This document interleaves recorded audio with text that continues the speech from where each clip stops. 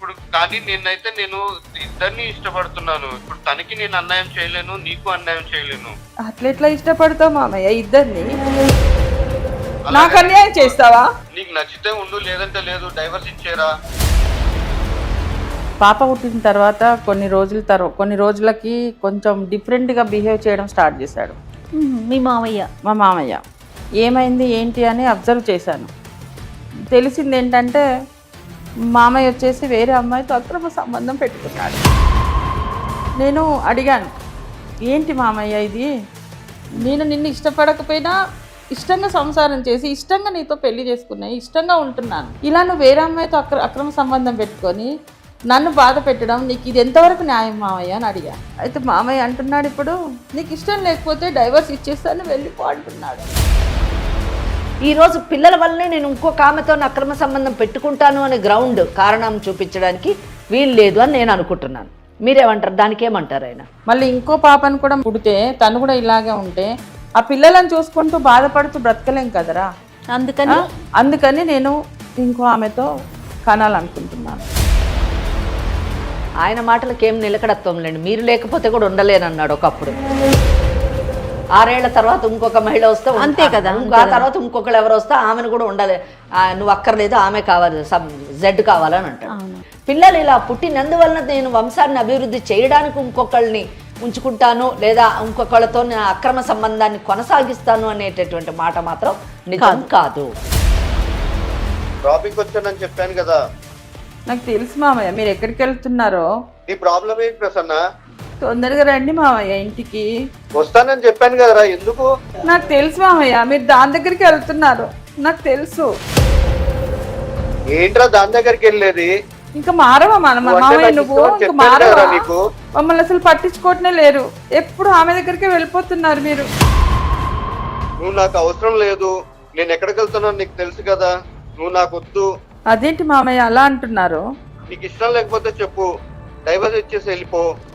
లేదు అనుకుంటే మనం కలిసి ఉందాము, అడ్జస్ట్ అవుతానంటే చెప్పు.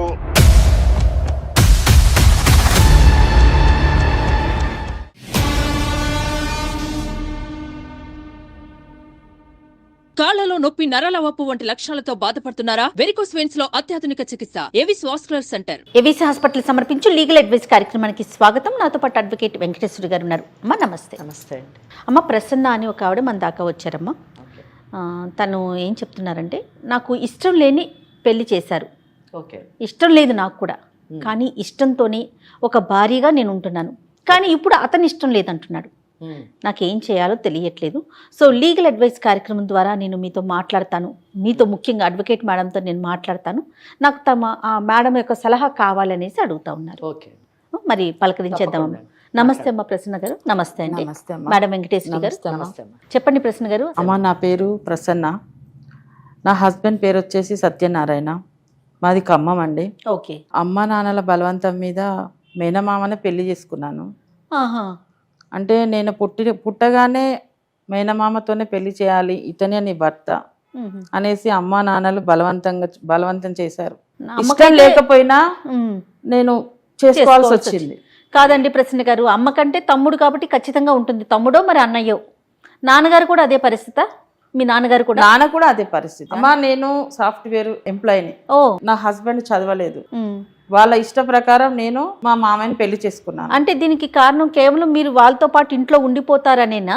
వాళ్ళ కళ్ళ ముందే ఉంటారనే, లేకపోతే కట్న కానుకలు ఇచ్చుకోలేము, బయట వేరే సంబంధం తెచ్చి చేయలేము, ఇలాంటి కారణాలు ఉన్నాయా మీ పేరెంట్స్? లేదండి, అంటే నాన్న అమ్మ వాళ్ళు కొంచెం పూరైనా పర్వాలేదు, నా కూతురు నా కళ్ళ ముందు ఉంటుంది అన్నట్టుగా వాళ్ళు మామయ్యకి ఇచ్చి పెళ్లి చేశారు. మామయ్యతో కూడా మాట్లాడాను, చెప్పాను ఇష్టం లేదు, వద్దు మామయ్య మనం పెళ్లి చేసుకోవద్దు అంటే తను కూడా చిన్నప్పటి నుంచి నువ్వే నా భార్యవా అనుకున్నాను, అందుకే పెళ్లి చేసుకుంటున్నాను అని అంటే ఇంకా ఇంతమందిని బాధ పెట్టి నేను కాదు అంటే అందరూ బాధపడతారు. అందుకే నా ఇష్టాన్ని వదులుకొని నేను వాళ్ళ కోసం పెళ్లి చేసుకున్నాను. కానీ మేడం ఇష్టంతో సంసారం చేశాను. నా హస్బెండ్ అంటే ఇప్పటికీ నాకు ప్రాణం. సంతోషం. ఎందుకంటే మేనమామే కదమ్మా. మేనమామే చాలా బాగా చూసుకుంటాడు. మీరు చిన్నపిల్లే కదా నిజం. నా మామయ్య చేతిలో నేను చిన్నపిల్లని. అతనికి మీకు ఏజ్ డిఫరెన్స్ కూడా చాలా ఉందండి. ఎంత ఉంటదండి? 6 years. పెద్ద గ్యాప్ అని అనుకోవటానికి లేదు. అంటే యూజువల్లీ ఏంటంటే అమ్మ తమ్ముడు అంటే కొంచెం ఏజ్ డిఫరెన్స్ ఎక్కువ ఉంటది అని మనం అనుకుంటూ ఉంటాము. అదేలే. అంటే మేబీ వాళ్ళ మదర్ కి తమ్ముడు చాలా లేట్ గా పుట్టినట్టున్నాడు. ఏజ్ డిఫరెన్స్ ఎక్కువ లేదు కాబట్టి వాళ్ళు చెయ్యాలని అనుకున్నట్టున్నారు ఈ కేసులో. ఈ కేసు మటుకు చెప్పండి అమ్మా. 2 years తర్వాత ఒక పాప పుట్టింది. ఓకే. తను హ్యాండిక్రాఫ్ట్. ఇంకా అది ఒక బాధ ఎక్కువ. ఎందుకంటే ఒకటి జయ, ఇక్కడ హ్యాండిక్యాప్డ్ అని చెప్పగానే నేను పెద్ద ఏమి షాక్ కాలేదు. ఎందుకంటే మేనమామని చేసుకోవడం వల్ల వచ్చేటటువంటి మెడికల్ ప్రాబ్లమ్స్లోని ఇది ఒక ప్రాబ్లం. ఇక్కడ మీరు గమనించండి, ఆ అమ్మాయికి ఇష్టం లేకపోయినా పెళ్లి చేసుకుంది. పెళ్లి చేసుకుంది కాబట్టి ఆ మేనమామ దానికి తగ్గట్టుగానే మంచిగానే చూసుకున్నాడు, పసిపాపలా చూసుకున్నాడని చెప్తుంది. 2 ఏళ్ల తర్వాత వీళ్ళకి ఒక పాప కూడా పుట్టింది. ఆ పాప అన్ఫార్చునేట్లీ హ్యాండిక్యాప్డ్ కావడం ఇక్కడ నుంచి నిజం చెప్పాలంటే tragedy in the life start అయ్యింది. లెట్స్ సీ అసలు ఏంటి పరిస్థితి. తర్వాత ఏమైందండి?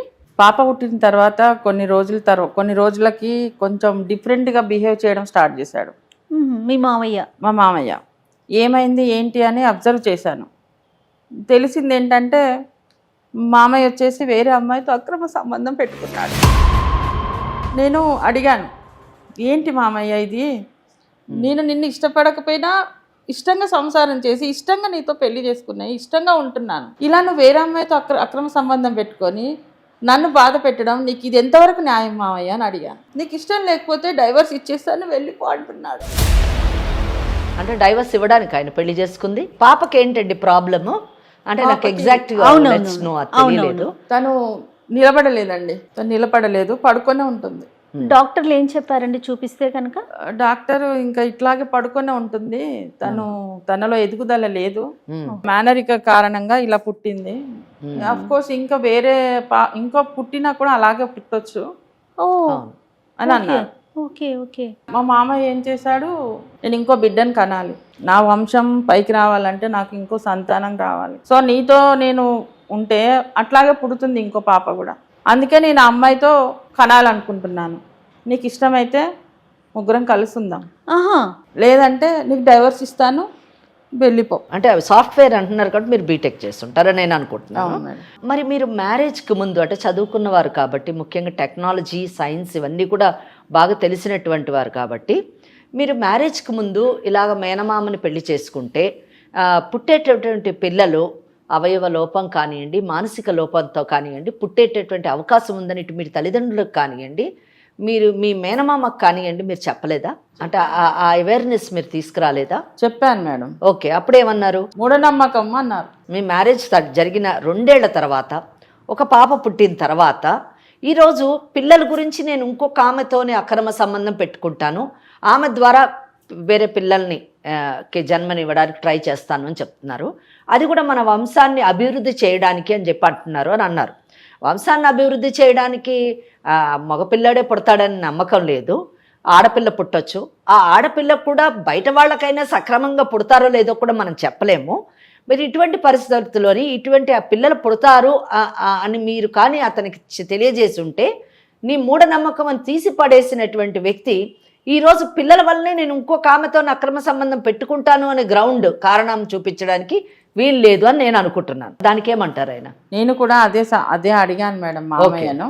నేను ముందే చెప్పాను కదా మామయ్య అంటే, లేదు నువ్వంటే నాకు ఇష్టం, నేను పెళ్లి చేసుకున్నాను.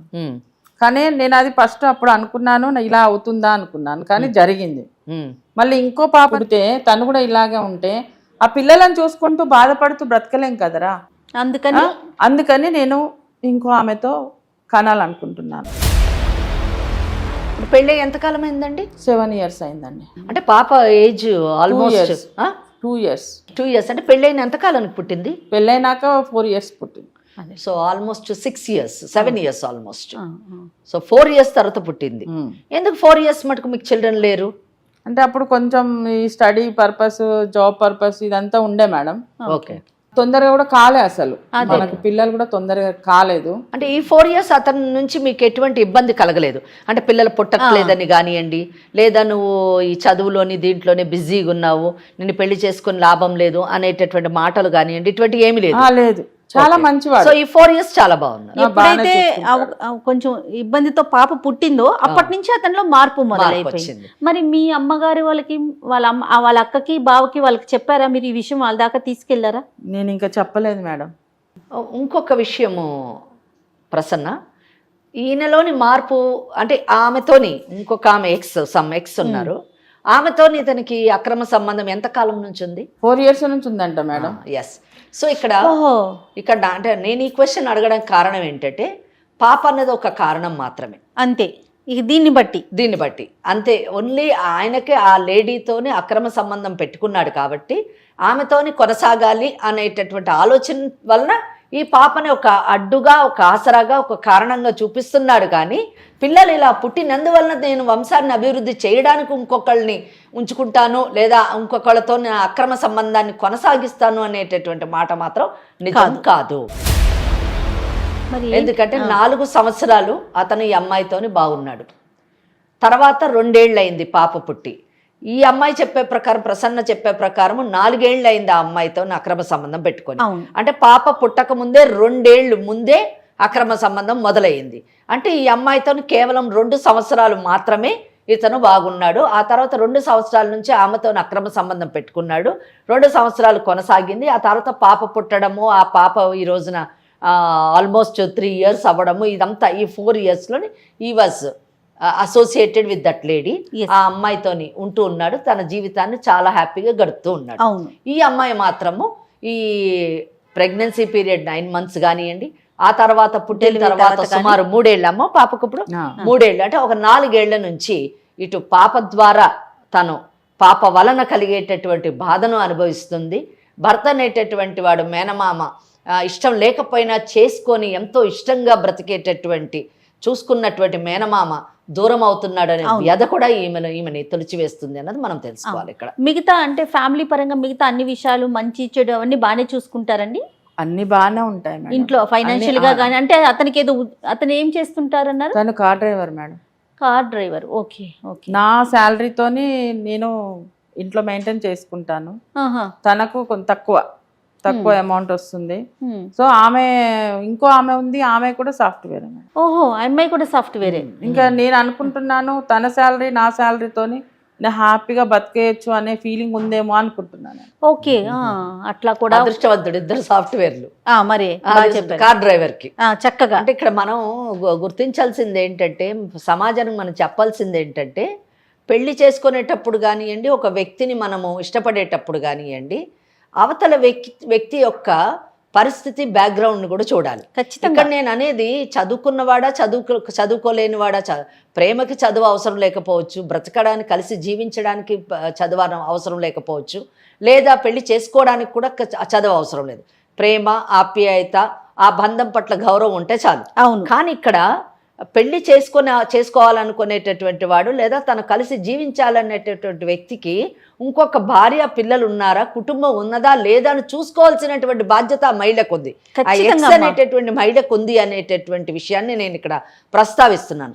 ఎందుకు ప్రస్తావిస్తున్నానంటే, ఎందుకు ఖచ్చితంగా ప్రస్తావించాలనుకుంటున్నానంటే, ఆ అమ్మాయి ఏం చదువుకున్నటువంటి అమ్మాయి కాదు, చదువుకున్న అమ్మాయి మీరు అన్నట్టుగా సాఫ్ట్వేర్ ఇంజనీర్ అయ్యుండి ఇటువంటి వాడితో ఉండాల్సిన అవసరం ఆ అమ్మాయికి ఉందా? ఖచ్చితంగా. ఎందుకు తెలిసి అమ్మాయిలు వాళ్ళ జీవితాల్ని పాడు చేసుకుంటున్నారు? చాలా బాగా. దేనికి అట్రాక్ట్ అవుతున్నారు వీళ్ళు?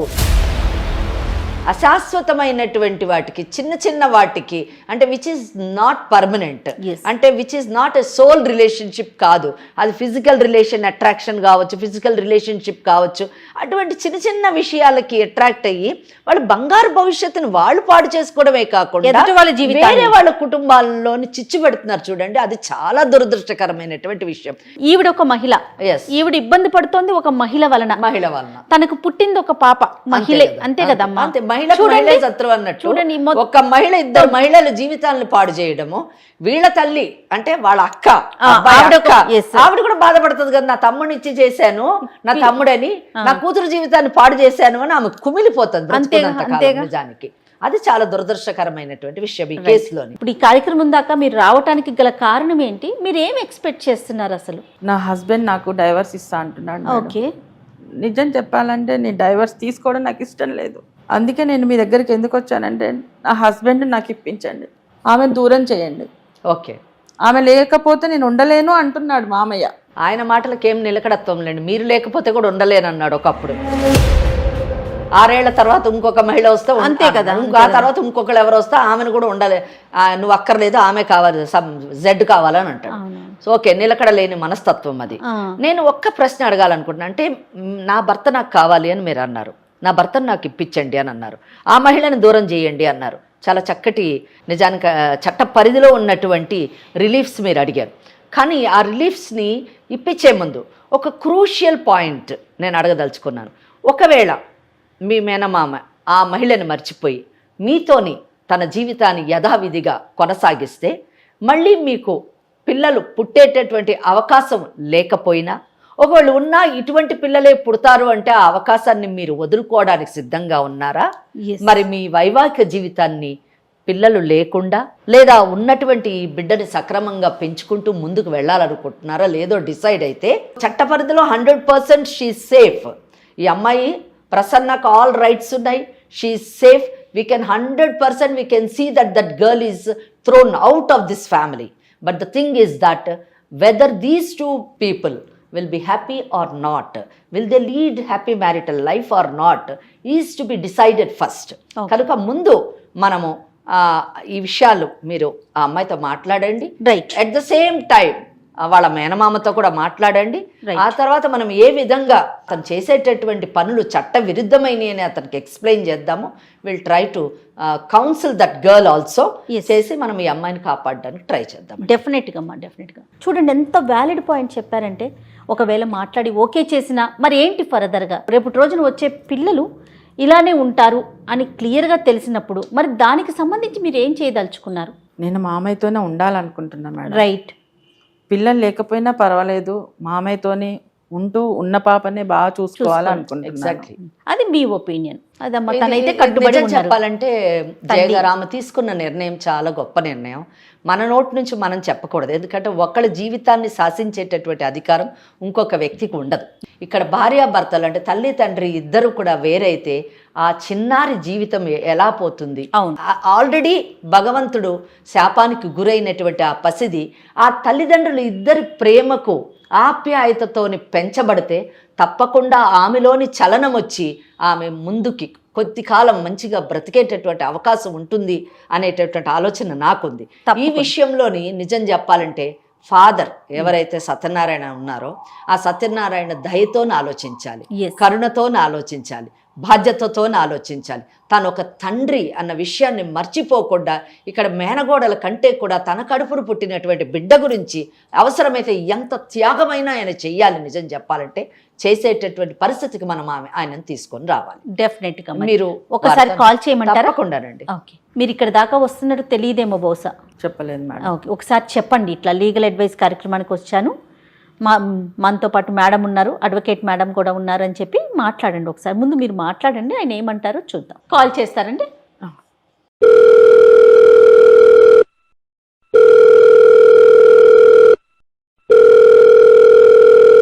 హలో.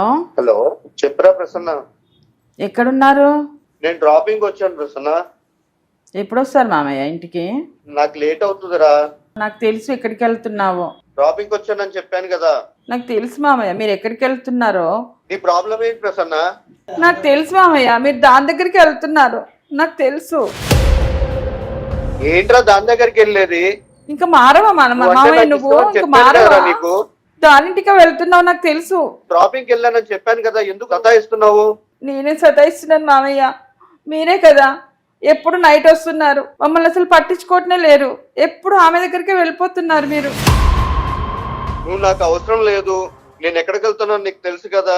నీకు ఇష్టం లేకపోతే చెప్పు, డైవర్స్ ఇచ్చేసి వెళ్ళిపో. లేదు అనుకుంటే మనం కలిసి ఉందాము, అడ్జస్ట్ అవుతానంటే చెప్పు. ఎలా ఉంటాను మామయ్య నువ్వు ఇంకో లేడీతో ఉంటే? మన పాప గురించే కదరా. అది కాదు మామయ్య, ఇప్పుడు మనకు పిల్లలు కావాలి అంటే ఇంకో వేరే సొల్యూషన్ వెతుక్కుందాం కదా, దానికోసం ఇంకో అమ్మాయిని పెట్టుకోవాలా? అది కాదురా, తనంటే నన్ను ఇష్టపడింది తను, నేను తనని ఇష్టపడ్డాను. అంటే నేను ఇష్టపడలేదా మామయ్య నిన్ను? నువ్వు నన్ను ఇష్టపడలేదా? అనట్లేదురా, నువ్వంటే ఇష్టమే నాకు, ఇద్దరిని ఇష్టపడుతున్నాను. ఇప్పుడు తనకి నేను అన్యాయం చేయలేను, నీకు అన్యాయం చేయలేను. అట్లెట్లా ఇష్టపడతావు మామయ్య ఇద్దరిని? నాకు అన్యాయం చేస్తావా? నీకు నచ్చితే ఉండు, లేదంటే లేదు. అట్లా అనొద్దు మామయ్య. మాట్లాడతారు. సత్యనారాయణ గారు, నేను వెంకటేశ్వరి లాయర్ని. మీరు చక్కగా నిజం చెప్పాలంటే ఒక డ్రైవర్లా కాకుండా చాలా చదువుకున్నటువంటి వ్యక్తిలాగా సంస్కారంగా మాట్లాడుతున్నారు. కానీ మీ జీవితంలో మాత్రం ఆ సంస్కారాన్ని ప్రదర్శించకపోవడం చాలా దురదృష్టం అండి. నేను చదువుకోలేదు మేడం. కానీ చదువుకోకపోయినా తల్లిదండ్రుల మాటకి, మీ అక్క మాటకి తల వంచి మీరు మీ మేనగోడలను పెళ్లి చేసుకున్నారు. మీకు పాప పుట్టి ఎంతకాలం అయింది? 3 years మేడం. ఈ అమ్మాయి అంటే ఇంకొక అమ్మాయితో మీరు ఇప్పుడు ప్రేమలో ఉన్నారు కదా, ఆ అమ్మాయి ఎప్పుడు పరిచయం అయిందండి మీకు? 4 years మేడం. 4 years అంటే ఎంత, ఆమె పేరేంటండి? ఆమె పేరు దివ్య మేడం. దివ్య. అంటే మీకు ఆమె పరిచయమై 4 ఏళ్ళు అయ్యింది. ఇక్కడికి ఓకే, ఇది పక్కన పెడదాము. మీరు ఎందుకు అసలు ఇప్పుడు మీ మేనగోడల్ని వదిలేయాలనుకుంటున్నారండి? మేడం ఇప్పుడు పాప వల్ల మేడం తనకి మీ మామయ్య నువ్వు చేసుకోవాలని చెప్పి చేశారు. ఆ ఇష్ట ప్రకారంగానే చేసుకున్నాం మేడం, పెద్దలు అంగీకరించుకొని. దాని కారణంగా మాకు పుట్టిన పిల్లలు జెనెటిక్ డిసార్డర్ తో పుట్టారు.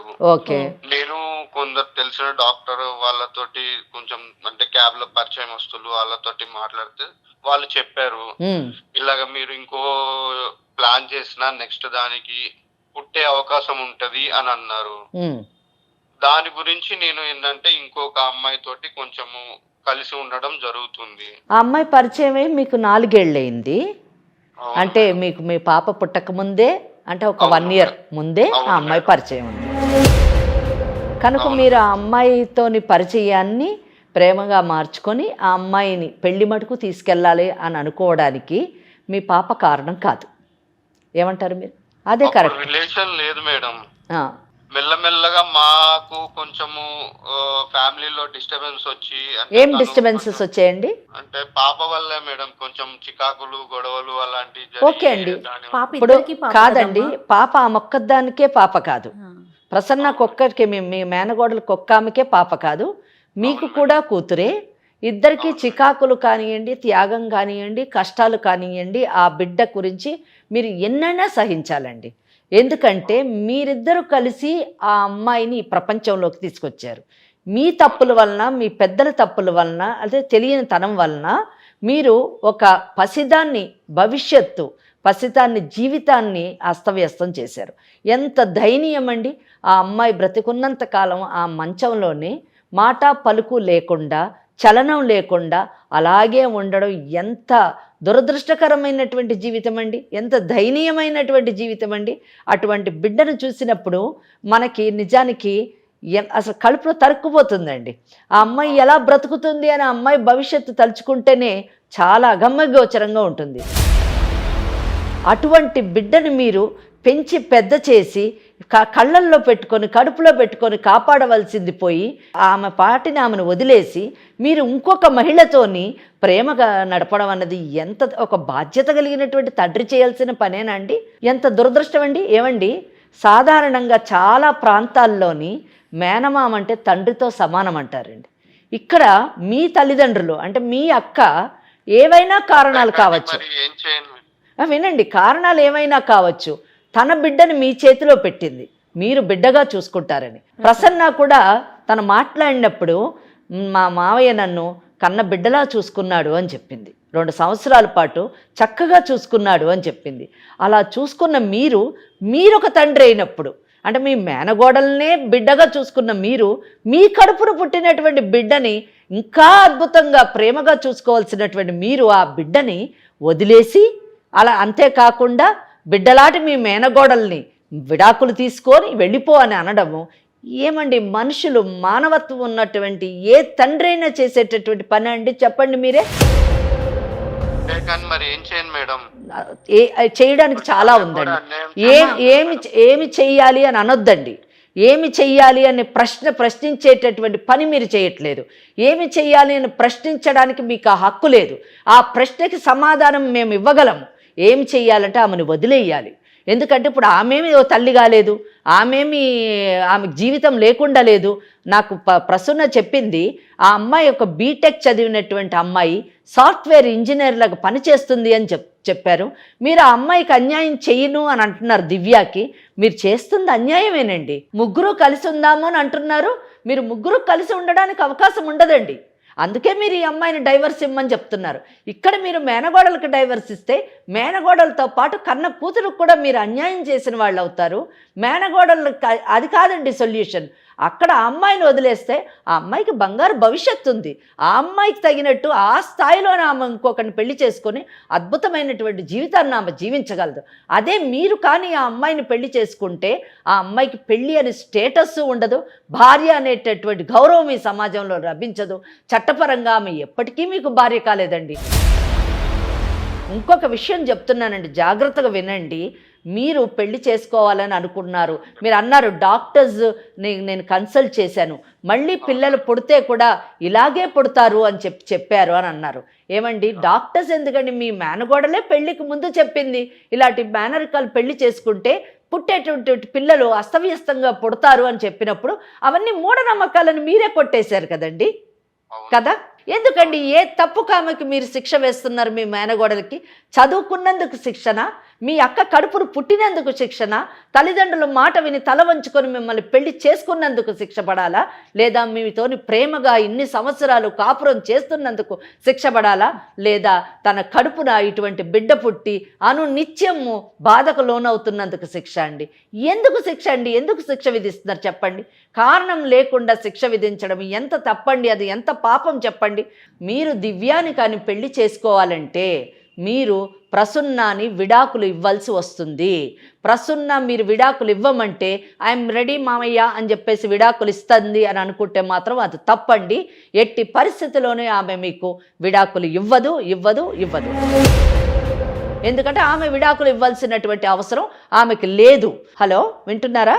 వింటున్నాను మేడం. మీరు విడాకులు తీసుకోవాలనుకుంటే మీకు హిందూ వివాహ చట్టం ప్రకారము సెక్షన్ 13 కింద విడాకులు తీసుకోవడానికి కారణాలు చెప్పారండి.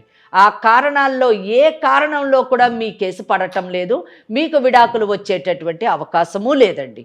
కనుక మీకు విడాకులు రాదు. అంతేకాకుండా మీరు ఒకవేళ విడాకులు తీసుకోను, మీ ఇష్టం ఉన్నట్టు చేసుకోండి, నేను నాకంటూ ఒక చట్టం ఉంది, నా ఇష్టం ఉన్నట్టు నేను చేస్తాను అని అనుకుంటే మాత్రము మీరు సెక్షన్ 82 కింద మీకు 7 సంవత్సరాల శిక్ష, అంటే భార్య బ్రతికుండగా ఇంకొక మహిళను కానీ మీరు పెళ్లి చేసుకుంటే సెక్షన్ 82(1) కింద మీకు 7 సంవత్సరాలు శిక్ష పడుతుందని. శిక్ష పడ్డప్పుడు కట్టుకున్న భార్య కూడా ఆమె జీవితం నాశనం అవుతుంది, ప్రేమించినటువంటి ఆ దివ్య జీవితం నాశనం అవుతుంది. మీరు 7 సంవత్సరాలు జైల్లో ఉండి, ఇప్పుడు 35 ఏళ్ళు ఉండి ఉంటాయి మినిమమ్, మీరు 7 అంటే 42 ఏళ్ళకి బయటకు వస్తారు. బయటకు వచ్చేసరికి ఎవరి దారిని వాళ్ళు పోతారు, మీ జీవితం అస్తవ్యస్తం అయిపోయి ఉంటుందండి. కనుక ఇటువంటి పరిస్థితుల్లోని మీరు ఈ క్రిమినల్ కేసుల్లో పడి ఇటు భార్యకి అన్యాయం చేసి అటు ప్రేమించినటువంటి అమ్మాయికి ఎటు కాకుండా చేసి, నాకు తెలిసి ఆ అమ్మాయి ఏం మీ గురించి 7 ఏళ్ళు వెయిట్ చేయదండి, శుభ్రంగా ఇంకోళ్ళు పెళ్లి చేసుకుని హ్యాపీగా తన జీవితాన్ని తను జీవిస్తుంది. కనుక ఇటువంటి పరిస్థితుల్లోని మీరు ఇటువంటి తప్పుడు నిర్ణయం తీసుకోవడము, చట్టానికి విరుద్ధమైనటువంటి నిర్ణయం తీసుకోవడము, ఏమండి 2 ఉంటాయండి, తప్పు ఒకటి, నేరం ఒకటి. తప్పు చేస్తే పర్వాలేదండి, సరిదిద్దుకోవచ్చు. నేరం చేస్తే సరిదిద్దుకోలేమండి. తప్పుకి శిక్ష మనమే వేసుకుంటాము, నేరానికి శిక్ష చట్టం వేస్తుందండి. అది చాలా కఠినంగా ఉంటుంది, దాన్ని తప్పించుకోవడం చాలా కష్టం. మళ్ళీ సెక్షన్ 82(2) కింద అంటే ఒకవేళ మీరు కానీ మీ భార్య ఉన్న సంగతి ఆ దివ్య నుంచి దాచి మీ పెళ్లి విషయం కూడా దాచిపెట్టి ఆ అమ్మాయిని మోసం చేసి పెళ్లి చేసుకుంటే ఆ అమ్మాయి కంప్లైంట్ వేస్తే 10 సంవత్సరాల శిక్ష అండి. కనుక ఎందుకండి ఇన్ని శిక్షలు పడాల్సిన అవసరం మీకు లేదు. మీరు చాలా మంచి వ్యక్తి, నాకు తెలుసు, నాకు అర్థమవుతుంది. మీ భార్య చెప్పడమే కాదు, మీ మేనగోళ్ళు చెప్పడమే కాదు, మీ మాట ద్వారా నేను అర్థం చేసుకున్నాను. అన్నిటికంటే మీరు కూడా తల్లిదండ్రుల మాటను కాదనలేక, మీ అక్క మాటను కాదనలేక, తన కూతురు తన కళ్ళ ముందే ఉంటుందని ఆశించినటువంటి మీ అక్క కోరికని నెరవేర్చాలనేటటువంటి కోరికతో మీరు పెళ్లి చేసుకున్నారండి. ఎంత గొప్ప విషయం అండి. ఒక్కటే చెప్తున్నాను, మీరు ఇంత చక్కగా అడిగారు, నాకు చాలా సంతోషంగా ఉంది. 2 పిల్లలకి అంటే మీ మేనగోళ్ళకి, మీ కడుపును పుట్టినటువంటి బిడ్డకి అన్యాయం చేయొద్దండి, ప్లీజ్ అన్యాయం చేయొద్దు. ఇంకొక అమ్మాయిని కూడా, ఆ అమ్మాయి జీవితం కూడా నాశనం చేయొద్దండి. ఎందుకంటే మీ మేనగోడలు బీటెక్ చదువుకున్నటువంటి మిమ్మల్ని పెళ్లి చేసుకొని తను సంపాదిస్తూ తను కాస్త కూస్తో ఆర్థికంగా మీ కుటుంబానికి సహకరిస్తూ మీ ఒక బిడ్డకి జన్మనిచ్చిందండి. ఆ బిడ్డకి మీ 2 కావాలండి. తండ్రి ఆలనా పాలన కావాలి, తల్లి ప్రేమ ఆప్యాయత కావాలండి. ఈ 4 ఆ అమ్మాయికి ఇవ్వండి. ఆ బిడ్డకి ఎలాగూ భగవంతుడు అన్యాయం చేశాడు, మీరు అన్యాయం చేయొద్దండి. మీరిద్దరూ కలిసి చక్కగా ఆ బిడ్డని పెంచుకోండి. నాకు అమ్మా నాన్న ఉన్నారు అనే ఒక తృప్తినన్నా ఆ బిడ్డకు మిగల్చండి. ఆ బిడ్డని కనీసం మానసికంగా మీ పెంపకంలోని చక్కగా పెరిగేటటువంటి అవకాశాన్ని కల్పించండి. దివ్య వేరే పెళ్లి చేసుకుంటుంది, అవసరమైతే దివ్యతో నేను మాట్లాడతాను. జయ గారు మంచి కౌన్సిలింగ్ చేస్తారు, ఆవిడ్ని పిలిచి మేమిద్దరం కూర్చొని మాట్లాడి ఆ అమ్మాయిని ఒప్పించి చక్కగా అమ్మాయి వేరే అబ్బాయిని పెళ్లి చేసుకొని సెటిల్ అయ్యేటట్టుగా మనము ఆమెలోని మార్పును తీసుకొని వద్దాం. ముందు మీరు మారండి ప్లీజ్. మీరు మీ భార్యతోని మీ బిడ్డతోని హ్యాపీగా బతకాలని మేము కోరుకుంటున్నాము. మీరు ఒక్కసారి మా దగ్గరికి రండి ప్లీజ్, రండి, ఒక్కసారి రండి. జయ మేడంని కలవండి, వారు చెప్తారు. మేము కూర్చొని మాట్లాడి సెటిల్ చేద్దాము చక్కగా, ఎవరికి గొడవ లేకుండా. అంటే మీరు ఆ అమ్మాయి ఏమన్నా దివ్య ఏమన్నా చేస్తుందని భయపడుతున్నారేమో, ఆ అమ్మాయికి మేము కౌన్సిలింగ్ చేస్తాము. ఆ అమ్మాయిని మనము అమ్మాయిని సెటిల్ అయ్యేటట్టు చేద్దామండి. చేసి మీ లైఫ్ మీరు please take care of your wife. మీ భార్య మీ బిడ్డని బాగా చూసుకోండి. జయ మేడంతో ఒక్కసారి మాట్లాడండి. మీరు ఆవిడ మీకు ఎలా రావాలి ఏంటి అన్ని విషయాలు చెప్తారు ఆవిడ. విన్నారుగా సత్యనారాయణ గారు, ఇంత చక్కగా కోపం లేకుండా, అంటే మీ ఇద్దరు కలిసి ఉండాలని ఒక మంచి ఉద్దేశంతో ఎంతో ఓపికతో మాట్లాడారు. దయచేసి ఆలోచించండి. నేను నా నెంబర్ షేర్ చేస్తాను, మీకు లొకేషన్ కూడా పెడతాను. ఒకసారి మేడంది, మన వెంకటేశ్వరి మేడంది మనం అపాయింట్మెంట్ తీసుకొని ఒకసారి కూర్చొని మాట్లాడుదురు కానీ, సరేనండి? రైట్. మీ వైఫ్తో, మీ మేనకోడలతో ఒకసారి మాట్లాడండి. రండి మామయ్య, రండి మామయ్య. రైట్ అమ్మా.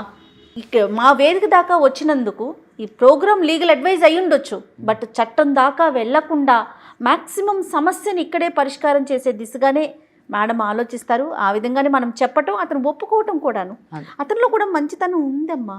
తను అంటే మీరు అన్నట్లుగా భయపడటం కానీ పక్కదారికి వెళ్ళటం కానీ అలా జరిగింది, చెప్పేవాళ్ళు లేక అలా కూడా నాకు అనిపించింది. తనతో మాట్లాడినప్పుడు మొదట ఇటు వాళ్ళ అమ్మా నాన్నకి కానీ అటు వాళ్ళ అమ్మా నాన్నకి కానీ చెప్పినట్లయితే కాస్త ఏమన్నా ఆలోచించేవాడు, లేకపోతే చట్టం ఈ విధంగా శిక్షలు ఉండే చట్టపరంగా అని తెలిసాక అతనిలో మార్పు వచ్చిందో. ఏది ఏమైనా సంతోషం కదా. అంటే జయ గారు, ఈ కేసులోని నేను ప్రత్యేకంగా చెప్పదలుచుకున్నది ఏంటంటే, మీరు చెప్పినవి అన్నీ కరెక్ట్. తల్లిదండ్రులు వీళ్ళందరూ పక్కన పెడితే ఇక్కడ దివ్య అనేటటువంటి అమ్మాయిని చూసారా, ఆ అమ్మాయి లాంటి వాళ్ళకి అంటే ఈరోజు సమాజంలో చాలా మంది అనవసరంగా వాళ్ళ తెలియని తనంతో కానివ్వండి, ఏదో ఆశించి కానివ్వండి, ఇటువంటి పెళ్ళైనటువంటి మగవాళ్లతో బంధంలోకి మూడో వ్యక్తి ఎంటర్ అయ్యటంతోనే అక్కడే సమస్య మొదలవుతుంది కదా. సో అటువంటి వాళ్ళకి కూడా ఇక అవేర్నెస్ తీసుకురావడం చాలా అవసరము. ఆ పని ఈరోజు లీగల్ అడ్వైస్ చేయడము చాలా గొప్ప విషయం అండి. దీంతో ఏమవుతుందంటే, ఇటువంటి కార్యక్రమాల వలన, ఇటువంటి అవేర్నెస్ తీసుకురావడం వల్ల సమాజంలోని విచ్ఛిన్నం అవుతున్నటువంటి వివాహ వ్యవస్థ మళ్ళా పునర్జీవనం పొందుతుందని నేను ఆశిస్తున్నాను. తప్పకుండా అమ్మా, ఖచ్చితంగాను. థ్యాంక్ యూ సో మచ్ అమ్మా. నమస్తే. నమస్తే అమ్మా.